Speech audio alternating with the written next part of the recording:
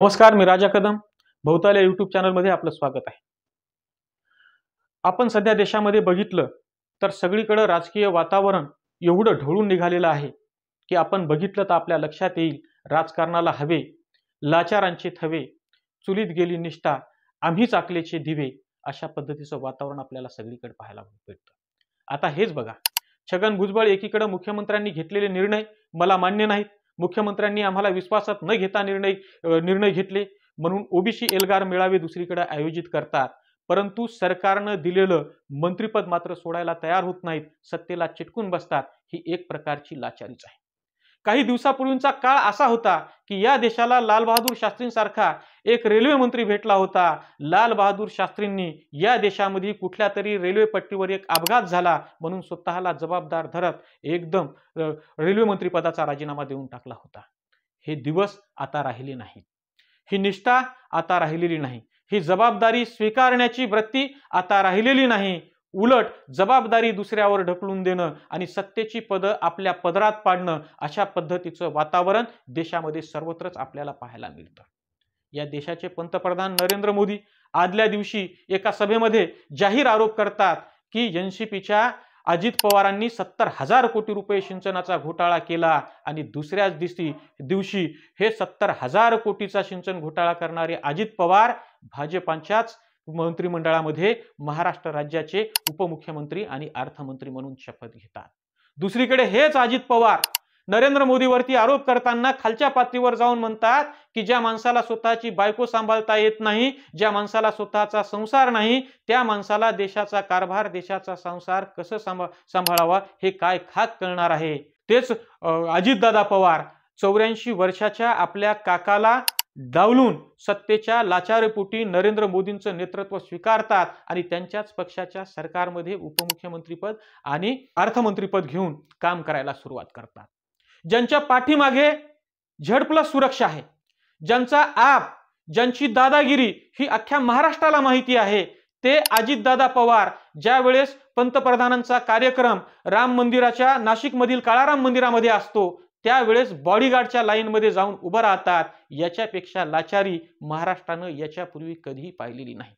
मागे एका कार्यक्रमामध्ये आपण बघितलं, मुख्यमंत्र्याच्या गाडीतल्या पाठीमागच्या सीटवर देवेंद्र फडणवीस, अजितदादा पवार, महाजन यांच्यासारखे 4 चांगले मंत्री दाटीवाटीमध्ये बसताना आपण एकत्र पाहिले.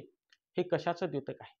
सत्तेसाठी आम्ही एकत्र आलो असा संदेश यामधून जात नाही, तर सत्तेसाठी आम्ही किती लाचार आहोत आणि सत्तेसाठी आम्ही किती घाई गडबडलेले आहोत, अशा पद्धतीचा संदेश त्या ठिकाणी तिथून आपल्याला पाहायला मिळतो. हे एवढं कशाला? पाठीमागेच आपण बघितलं 25 वर्षाची युती म्हणून आणि एक नैसर्गिक युती म्हणून शिवसेना आणि भाजपाची युती महाराष्ट्रामध्ये नाही संपूर्ण देशभरामध्ये प्रसिद्ध होती, परंतु केवळ मुख्यमंत्री पदाला चिटकून बसण्यासाठी ही 25-30 वर्षाची नैसर्गिक युती, नैसर्गिक मैत्री देवेंद्र फडणवीसांनी तोडली आणि 25 आमदारांची गरज असताना सगळे आमदार बाजूला, मित्रपक्षाचे आमदार बाजूला टाकले आणि ज्यांच्याशी वैचारिक कवडीचंही नातं नाही अशा एनसीपी सोबत राष्ट्रवादी काँग्रेसचा बाहेरून पाठिंबा घेऊन त्यांनी स्वतःचं मुख्यमंत्रीपद टिकवण्याचा प्रयत्न केला. मग शिवसेना जेरीस आल्यानंतर आपण सत्तेपासून दूर राहतो असं त्यांना वाटलं आणि शिवसेना सपसेल भाजपांना, देवेंद्र फडणवीसांना शरण गेली आणि त्यांनी दिली ती मंत्रिपदं त्यांनी घेतली. बिनमहत्वाच्या खात्यावरती त्यांनी 4-4.5 वर्ष कारभार पाहिला आणि पुन्हा हे लोक निवडणुकीला सामोरी गेली. निवडणुकीचा इतिहास आपल्याला माहित आहे 2019चा. काय झालं, काय नाही झालं. कारण जे पक्ष सोबत युती करून लढले, जे पक्ष आघाडी करून लढले, ते पक्ष एकमेकांच्या फोडाफोडीमध्ये गुंतले आणि पुढचं चित्र तुम्ही बघितलं. सगळ्यात मोठा पक्ष असून भाजपाचं म्हणजे देवेंद्र फडणवीसांचं मुख्यमंत्रीपदापर्यंत ते पोहोचू शकले नाहीत. महाविकास आघाडीचा प्रयोग झाला आणि तिथं मात्र देवेंद्र फडणवीस अस्वस्थ झाले. आणि मग ही अस्वस्थता कुठल्या शिगेला गेली तर पुन्हा पक्ष फोडाफोडीच्या याच्यात गेली. कारण पुन्हा येईन अशी जी घोषणा होती देवेंद्र फडणवीसाची, ती घोषणा त्यांनी सत्यात उतरवण्यासाठी शिवसेनेसारख्या पक्षातले 40 आमदार फोडले, इतर लहान मोठ्या पक्षांचे मिळून 50 आमदार फोडले आणि त्यांना घेऊन कुठं फिरले हे संपूर्ण महाराष्ट्रालाच नव्हे देशाला माहीत आहे. आणि मुख्यमंत्री म्हणतात तसं संपूर्ण जगातल्या राष्ट्रांना माहिती आहे. मग याच्यातून साध्य काय झालं? सगळे आले, फोडाफोडी झाली, जोडाजोडी झाली आणि शिवसेनेमध्ये जो दुसऱ्या तिसऱ्या कॅटेगरीचा नेता होता, त्या दुसऱ्या तिसऱ्या कॅटेगरीच्या नेत्याच्या नेतृत्वाखाली देवेंद्र फडणवीसांना उपमुख्यमंत्री म्हणून मागे मागे फिरत फिरत पदभार स्वीकारावा लागला. म्हणजे ज्या नेत्याची रँक तिसरी चौथी असेल त्या नेत्याच्या हाताखाली काम करण्याची लाचारी देवेंद्र फडणवीसांवरती आली आणि त्यांनी अगदी डोळ्यात पाणी आणून ती जबाबदारी स्वीकारली. भारतीय जनता पक्षांच्या कार्यकर्त्यांचा टाहो त्यांच्यापर्यंत पोहोचलाच नाही. म्हणजे ही लाचारी किती सर्वदूर पसरलेली आहे याची प्रचिती या राजकारणामधून तुम्हाला आम्हाला पाहायला भेटते. एवढ्यावरच थांबलेलं नाही, कारण जे 40-50 आमदार आले ते कसे आले हे सगळ्यांना माहिती आहे. आणि याचाच परिपाक म्हणून बच्चूभाऊ कडू सारखा एक आमदार म्हणतो की आम्ही लग्नाच्या कार्यक्रमात गेलो तरी पण आम्हाला लोक म्हणतात खोकेवाले आले, खोकेवाले आले. परंतु तरी सुद्धा बच्चूभाऊ कडू सारखा सुद्धा परखड बोलणारा एक माणूस देखील सत्तेपासून दूर राहू शकत नाही, सत्तेला चिटकूनच राहतो. म्हणजे सर्वसामान्यांपासून, म्हणजे बच्चूभाऊ कडू पासून ते पंतप्रधान नरेंद्र मोदी पर्यंत आणि देवेंद्र फडणवीसापासून ते अजितदादा पवार पर्यंत राजकारणामध्ये प्रत्येक नेत्यामध्ये सत्तेप्रती असलेली लाचारी किती भिनलेली आहे. कारण सत्ता, सत्तेतून पैसा, पैशातून सत्ता या लाचारीमध्ये आजचं राजकारण, राजकीय पक्ष एवढे बुडालेले आहेत की राज्यघटनेचा सुद्धा त्यांनी कुठल्याही पद्धतीचा आदर ठेवलेला नाहीये. ज्या महाराष्ट्र राज्यामध्ये पक्षांतर बंदीच्या कायद्याचं सगळ्यात मोठं उल्लंघन झालं आणि ज्याचा न्याय निवाडा करण्याचं काम सर्वोच्च न्यायालयानं सभापतीला दिलेलं होतं विधानसभेच्या, आणि विधानसभेचा सभापती हा पक्षनिरपेक्ष असावा अशी एक धारणा आहे.